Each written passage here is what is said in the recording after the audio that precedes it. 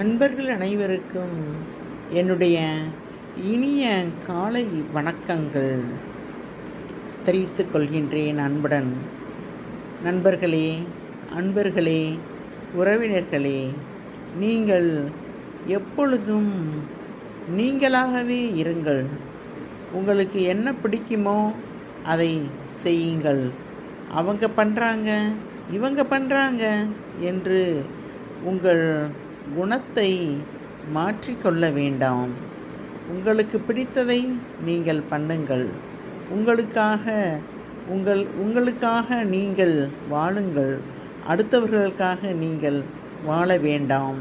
அடுத்தவர்களுக்கு பிடிக்கும் என்பதற்காக உங்களுக்கு பிடிக்காத ஒரு குணத்தை நீங்கள் கடைப்பிடிக்க வேண்டாம். அடுத்தவர்களுக்காக உங்களுக்கு பிடிக்காததை நீங்கள் செய்யவும் வேண்டாம். உங்களுக்கு பிடித்த